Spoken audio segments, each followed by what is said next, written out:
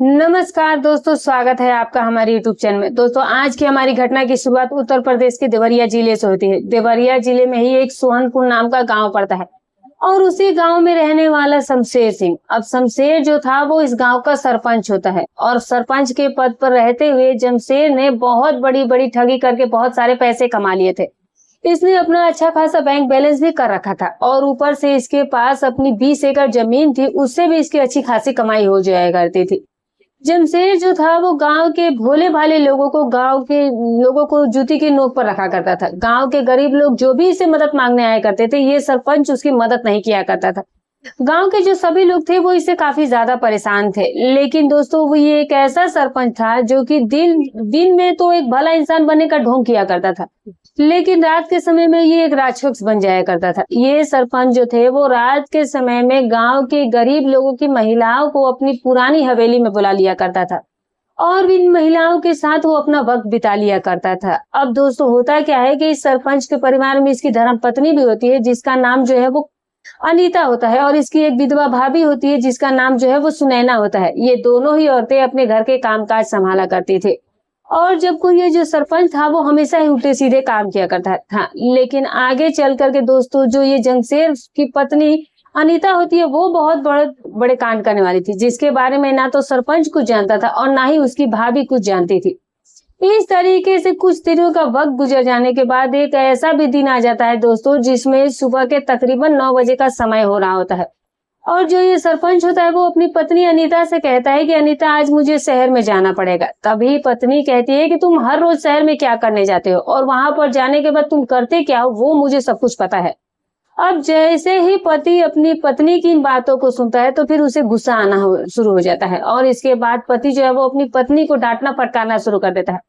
लेकिन अनीता अपने पति से फिर भी एक बात कहती है कि तुम कभी भी मुझे आज तक समय नहीं देते हो, मेरे साथ रात के समय में कभी भी तुमने सुख के पल नहीं बिताए हैं और 3-4 महीने का वैसे भी समय गुजर चुका है, तुम किसी भी रात इतने दिनों में अपने घर पर नहीं रहे हो। लेकिन फिर भी सरपंच अपनी पत्नी की सारी बातों को एक कान से सुनकर दूसरे कान से बाहर निकाल देता है और फिर उसके बाद वो शहर में चला जाता है। कई घंटों का वक्त गुजरने के बाद दोपहर के तकरीबन 1 बजे के आसपास दोस्तों, ये जो सरपंच होता है अपना काम खत्म करके गाड़ी लेकर के गांव की तरफ लौट रहा होता है। अब जैसे ही सरपंच की गाड़ी गांव के बस अड्डे पर पहुंचती है तो दोस्तों, सरपंच ये देखता है कि वहां पर एक महिला खड़ी होती है और ये महिला जो थी वो काफी खूबसूरत थी और उसी गांव की रहने वाली थी और उस महिला का नाम कंगना होता है। दोस्तों, कंगना जो थी वो एक अप्सरा की तरह खूबसूरत और जवान महिला थी और जैसे उस सरपंच की नजरें कंगना की खूबसूरती और उसकी सुंदरता पर पड़ती है तो फिर उसके नियत में खोट आ जाती है। अब दोस्तों, ये जो सरपंच होता है वो उसी समय अपनी गाड़ी रोकता है और गाड़ी रोकने के बाद गाड़ी से नीचे उतरता है और फिर इस महिला कंगना से कहता है कि मैं तो गांव के ही तरफ जा रहा हूँ, तो तुम मेरी गाड़ी में बैठ जाओ, तो मैं चलो तुम्हें अपने गांव में छोड़ देता हूँ। अब वो कहीं ना कहीं उस महिला की मदद करने से ज्यादा वो उसका फायदा उठाना चाहता था और बस इसीलिए उसने उस महिला की मदद की थी। अब इस तरीके की जब वो बात कहता है कंगना से तो कंगना भी जो है वो कहीं ना कहीं चीज के लिए राजी हो जाती है। उस समय कंगना भी मुस्कुराते हुए इस सरपंच की गाड़ी में जाकर के बैठ जाती है और फिर इसके बाद ये जो सरपंच होता है अपनी गाड़ी चलाना शुरू कर देता है। लेकिन बीच रास्ते में ये जो सरपंच है वो कंगना की खूबसूरती को देखते हुए उससे पूछने लगता है कि कंगना, आजकल तेरा पति क्या काम करता है। तो अभी जो कंगना होती है वो इस सरपंच से कहती है कि दरअसल मेरे पति इस दुनिया में है ही नहीं, एक एक्सीडेंट में मतलब है, लेकिन उनके पैर में एक्सीडेंट की वजह से वो चारपाई पर पड़े रहते हैं और अब वो चंद दिनों के ही मेहमान हैं और जैसे ही वो इस दुनिया से चले जाएंगे तो फिर मेरे घर में बहुत ज्यादा गरीब आ जाएगी। लेकिन तभी सरपंच कहता है कि तुम किसी भी बात की फिक्र मत करो, मैं तुम्हारी आर्थिक स्थिति को बिल्कुल ठीक कर दूंगा। अब जैसे ही ये बात कंगना से कही जाती है तो जो कंगना है वो तुरंत ही इसकी सारी बातों को समझ जाती है। लेकिन फिर उसी समय जो ये सरपंच होता है वो साफ साफ इस महिला कंगना से कहता है कि कंगना, देखो, मैं तुम्हारी गरीबी को तो दूर कर ही दूंगा, लेकिन बदले में तुम्हें पति का सुख भी दूंगा। आज रात को तुम मेरी पुरानी हवेली पर आ जाना, मैं तुम्हें वहां पर कुछ पैसे भी दे दूंगा और तुम्हारी स्थिति भी सुधार दूंगा।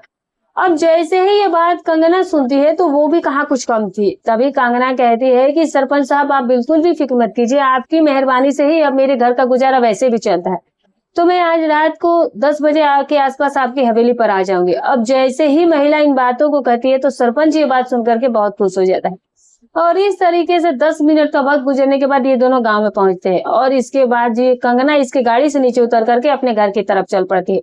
थोड़ी देर के बाद सरपंच भी अपने घर पर आ जाता है और फिर अपनी गाड़ी से नीचे उतर करके अपनी पत्नी अनीता से कहता है कि अनीता, आज शाम का खाना तुम्हें मेरे लिए नहीं बनाना है, क्योंकि आज की पूरी रात मैं अपनी पुरानी हवेली में बिताने वाला हूँ, क्योंकि वहां पर मेरे कुछ दोस्त आने वाले हैं और वहीं पर बैठ करके हम लोग पार्टी करेंगे।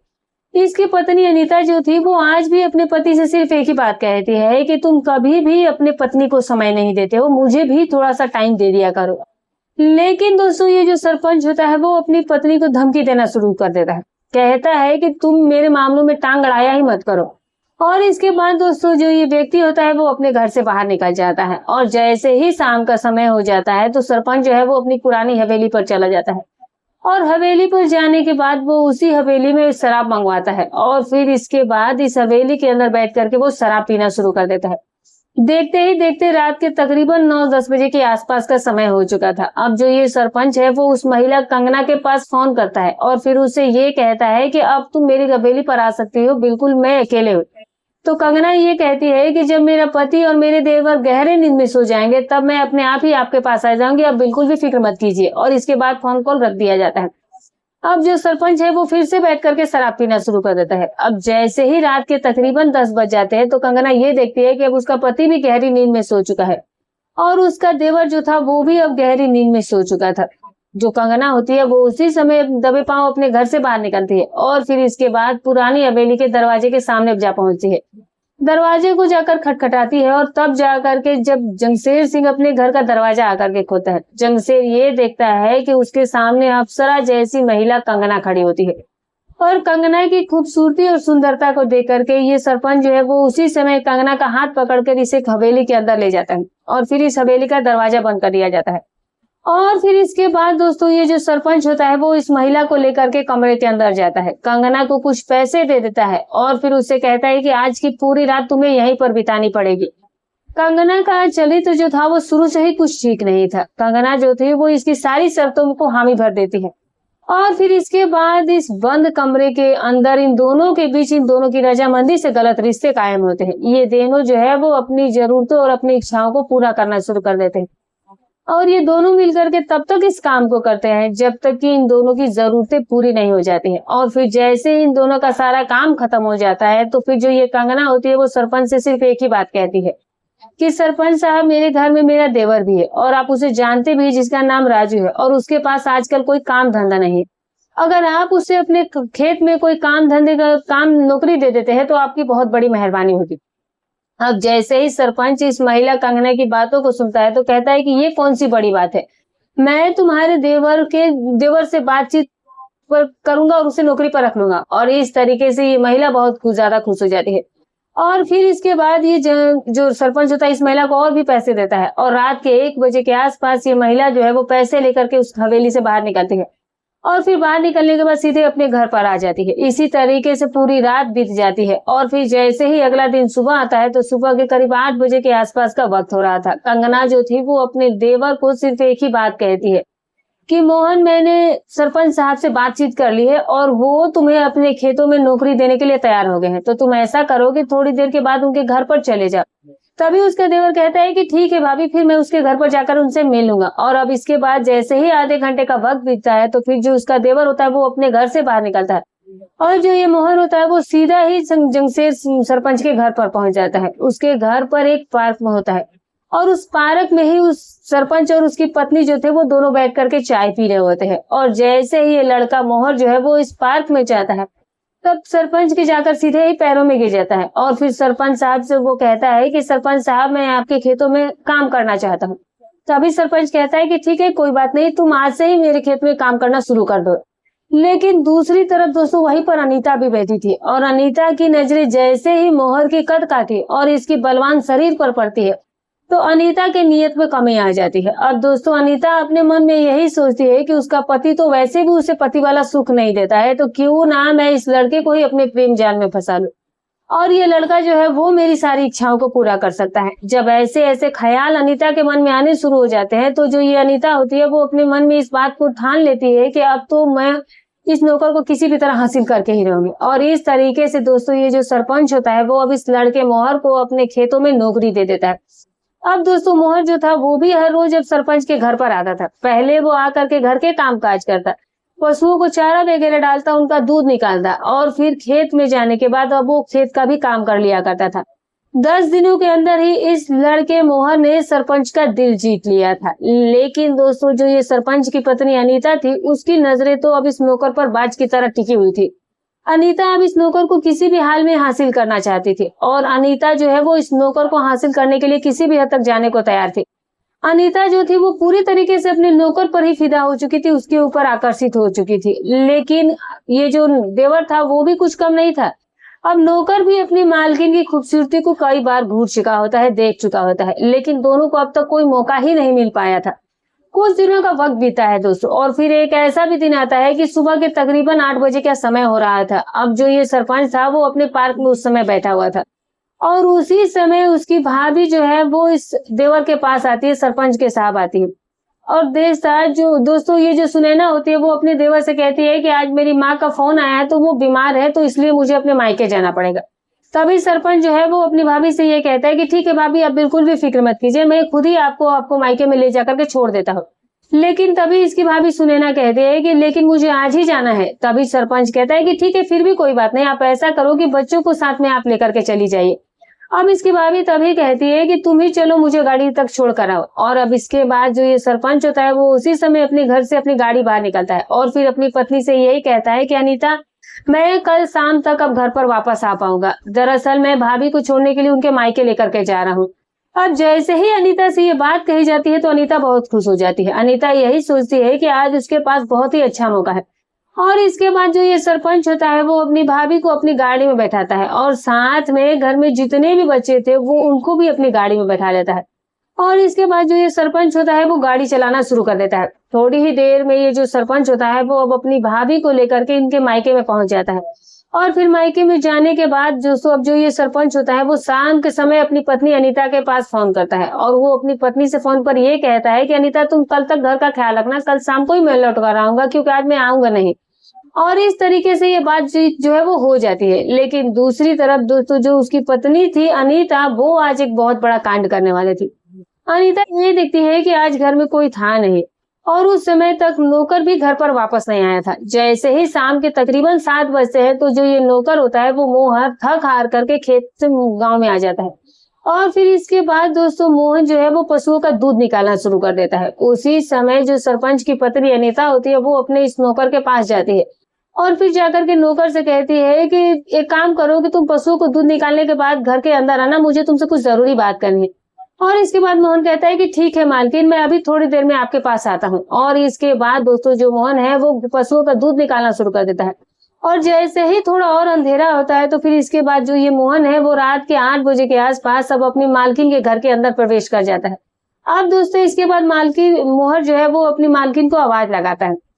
लेकिन जो अनीता थी उस समय अपने बिस्तर पर बड़े आराम से लेटी हुई थी। अनीता उसी समय अपने बिस्तर से उठती है और सीधे ही अपने नौकर के पास जाती है और फिर मोहन से ये कहती है कि एक काम करो कि तुम कमरे में बैठो, मैं तुमसे कुछ बहुत जरूरी बात करना चाहती हूँ। और इसके बाद जो ये नौकर होता है वो कमरे के अंदर जाकर के बैठ जाता है। लेकिन जो ये मालकिन होती है वो अपने जाकर के घर का मुख्य दरवाजा पहले बंद कर देती है।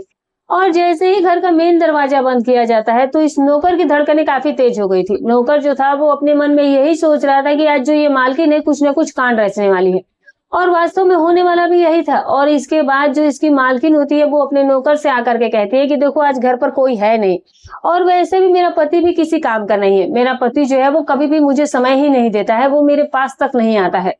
अब जब ऐसी ऐसी बातें नौकर से ये महिला कहती है तो जो ये मोहन होता है वो चुपचाप से बैठा हुआ सुन रहा था। लेकिन दोस्तों जो ये मालकिन अनीता है वो ये समझ जाती है कि नौकर की किस चीज की जरूरत है। और इसके बाद दोस्तों जो ये अनीता है वो अपने दूसरे कमरे में जाती है। कमरे के अंदर जाकर के अलमारी खोलती है और उसमें से वो 10,000 रुपए निकालते हैं और 10,000 रुपए लेकर फिर से दूसरे कमरे में आती है और फिर अपने नौकर को वो पैसे दे देती है और कहती है कि तुम्हारी आज की पूरी रात जो है वो मेरे साथ इसी घर में तुम्हें गुजारनी पड़ेगी। मोहन जैसे ही अपनी मालकिन की ऐसी बात सुनता है तो फिर वो भी अंदर से बहुत ज्यादा खुश हो गया था। और इसके बाद दोस्तों जो ये मालकिन होती है वो इस कमरे का दरवाजा बंद कर देती है। और फिर इसके बाद दोस्तों ये जो अनीता होती है और जो ये नौकर होते हैं, इन दोनों के बीच दोनों की रजामंदी से गलत रिश्ते कायम होते हैं। अनीता और मोहन जो थे ये दोस्तों ये दोनों अपनी अपनी इच्छाओं को पूरा कर नौकर और मालकिन दोनों ही मिल करके अपनी अपनी जरूरतों को पूरा करना शुरू कर देते हैं। और फिर जैसे ही इन दोनों का ये सारा काम खत्म हो जाता है तो फिर इसके बाद जो ये मालकिन होती है वो अपने इस नौकर से कहती है कि देखना मोहन, इस बात की किसी की भनक तक ना लगे। मोहन भी बहुत ज्यादा खुश था क्योंकि उसको इसके बदले में पैसे भी मिले थे और मालकिन भी मिली थी। दूसरी तरफ अनीता भी बहुत ज्यादा खुश हो गई थी क्योंकि अनीता की भी अपनी इच्छाएं जो थी वो पूरी हो चुकी थी। अब अनीता अपने मन में सिर्फ एक ही बात को सोच रही थी। अनीता ये सोचती है कि ये जो उसका नौकर है वो उसकी सारी जरूरतों को पूरा कर दिया करेगा और बदले में वो उसे कुछ पैसे दे दिया करेगी। दूसरी तरफ नौकर को भी पैसों का लालच आ चुका था। नौकर जो था वो भी अपने मन में सिर्फ एक ही बात सोचता है कि जो उसकी मालकिन है उसके बदले में उसे पैसे भी दे रही थी और वास्तव में यही हो भी रहा था। इसी तरीके से रात के तकरीबन 2 बजे के आसपास जो ये नौकर होता है वो अब अपनी मालकिन के घर से बाहर निकलता है और सीधे अपने घर पर चला जाता है। पूरी रात गुजर जाती है और फिर जैसे ही अगला दिन होता है तो सुबह के तकरीबन 8 बजे के आसपास का समय हो रहा था। अनीता जो है वो अपने पति सरपंच के पास फोन करती है और फिर उसे पूछती है कि तुम शाम को घर कब आओगे। तभी सरपंच कहता है कि फिलहाल तो मैं बीच रास्ते में हूँ और मैं अभी इसी समय कुछ ही देर में घर पर पहुंचने वाला हूँ। थोड़ा सा वक्त गुजरने के बाद जो सरपंच होता है वो गाड़ी लेकर के अपने घर पर आ जाता है। अब जो ये सरपंच वो ये देखता है कि आज उसकी पत्नी बेहद ज्यादा खुश थी और तभी अनीता जो है वो अपने पति से मुस्कुराते हुए पूछती है कि चलो मैं तुम्हारे लिए खाना निकाल देती हूँ।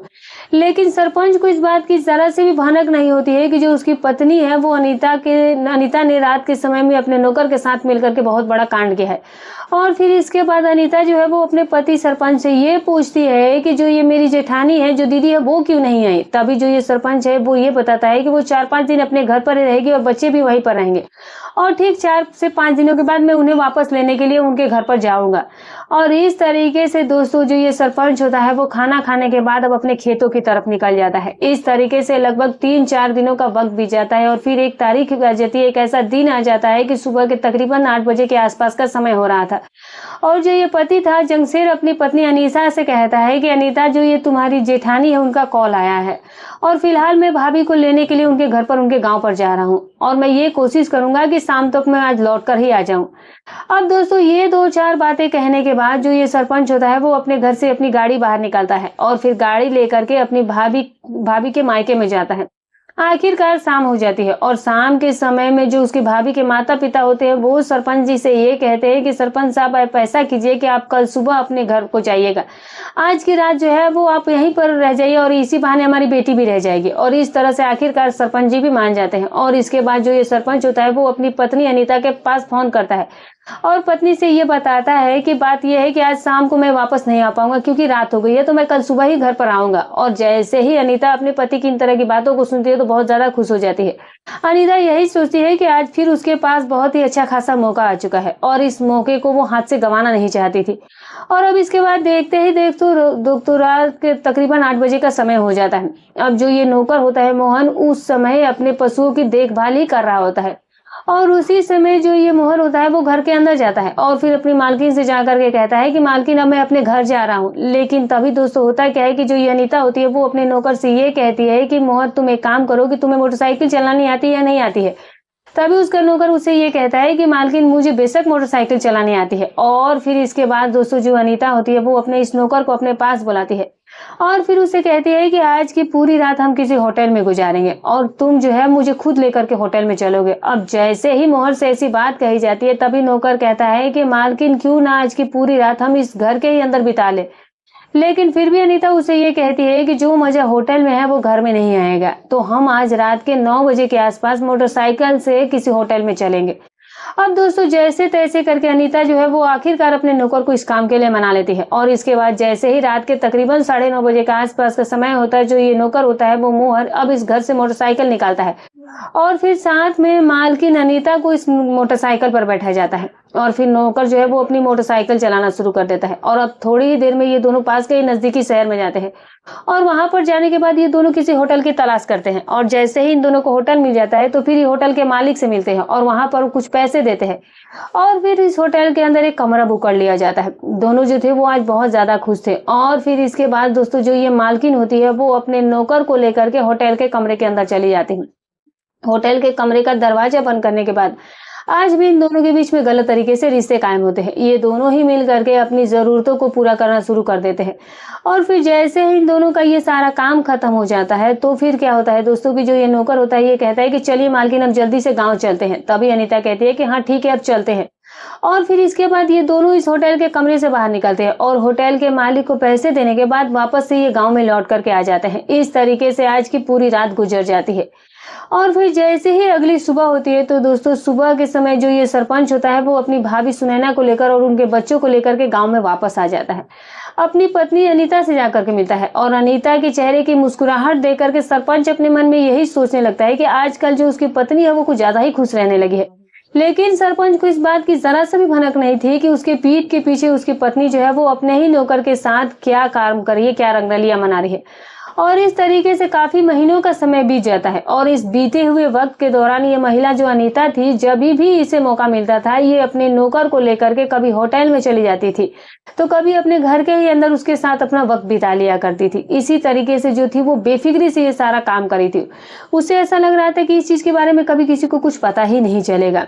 खैर इसके बाद दोस्तों एक ऐसा भी दिन आ जाता है दोस्तों कि होता ये है कि सुबह के तकरीबन 8 बजे का समय हो रहा होता है और जो ये अनीता और जो उसकी जेठानी होती है वो दोनों घर के कामकाज कर रही होती है और काम करते ही ये जो अनीता होती है अचानक से उसकी थोड़ी तबीयत खराब होने लगती है और फिर इसके बाद अनीता को लगातार उल्टियां आनी शुरू हो जाती है। अब सुनैना जैसे ही अपनी देवरानी को इस तरह से उल्टियां करते हुए देखती है तो फिर जो ये सुनैना उसकी जेठानी होती है वो कहती है कि लगता है कि तुम्हारी तबीयत खराब हो गई तो चल मैं तुझे हॉस्पिटल लेकर के चलती हूँ।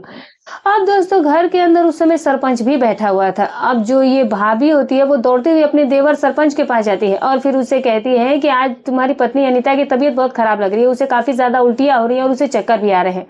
अब जो ये सरपंच होता है वो कहता है कि ठीक है कोई बात नहीं मैं उसे हॉस्पिटल लेकर के दिखा लाता हूँ। और इसके बाद सरपंच जो है वो तुरंत अपनी गाड़ी निकालता है और फिर अपनी पत्नी अनीता को गाड़ी में बैठाता है और साथ में उसकी भाभी भी गाड़ी में बैठ जाती है। और फिर इसके बाद दोस्तों जो ये सरपंच होता है वो अपनी पत्नी को लेकर के सीधे हॉस्पिटल पहुंच जाता है। हॉस्पिटल में जाने के बाद एक महिला डॉक्टर से मुलाकात की जाती है और फिर महिला डॉक्टर को ये बताया जाता है कि इस तरह से इसकी तबीयत खराब हो गई, इसे काफी ज्यादा उल्टियां आ रही है और इसे चक्कर भी आ रहे हैं। अब दोस्तों वो महिला डॉक्टर जो है वो अनीता का अच्छे से मेडिकल चेकअप करती है और फिर जैसे ही मेडिकल चेकअप किया जाता है तो एक चौंकाने वाली बात सामने निकल के आती है। अब जो महिला डॉक्टर होती है वो सरपंच को जाकर के ये बताती है कि दरअसल तुम्हारी जो पत्नी है वो 1 महीने की गर्भवती है। अब जैसे ही सरपंच इस महिला डॉक्टर की बातों को सुनता है तो उसके पैरों तले से जमीन खिसक जाती है। सरपंच जो है वो अपने मन में यही सोच रहा था कि जो उसकी पत्नी है वो गर्भवती कैसे हो सकती है, क्योंकि वो अपनी पत्नी के साथ पिछले 4 महीनों के साथ एक भी बार उसने रिश्ते नहीं बनाए थे।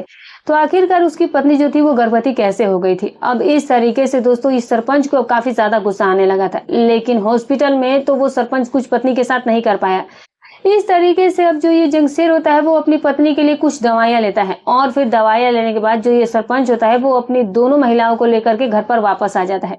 और फिर घर पर आने के बाद सरपंच को बस इसी बात का गुस्सा था कि उसकी पत्नी जो है वो प्रेग्नेंट कैसे है। जंगसेर जो है वो अपने कमरे में जाता है और अपनी लाइसेंसी रिवॉल्वर निकाल कर लाता है और फिर अपनी पिस्तौल जो है वो सीधे ही अपनी पत्नी पर अनीता पर तान देता है और पत्नी से कहता है कि तुम्हें तो पहले ये बताना होगा कि तुम्हारे पेट में ये बच्चा किसका है।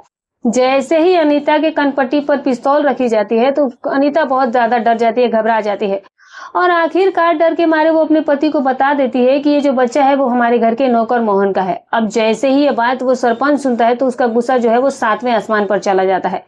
अब दोस्तों ये जो सरपंच है उसी समय अपनी पत्नी को 3 गोलियां मार देता है और जैसे ही ऐसा काम किया जाता है तो जो इसकी पत्नी होती है वो मौके पर ही अपना दम तोड़ देती है। अब जो सरपंच होता है वो उसी समय अपने घर से बाहर निकलता है, अपनी गाड़ी निकालता है और फिर गाड़ी लेकर के वो सीधा ही अपने खेत में जाता है और खेत में जाने के बाद वो ये देखता है कि जो उसका नौकर मोहन है वो उस समय खेत में काम कर रहा था।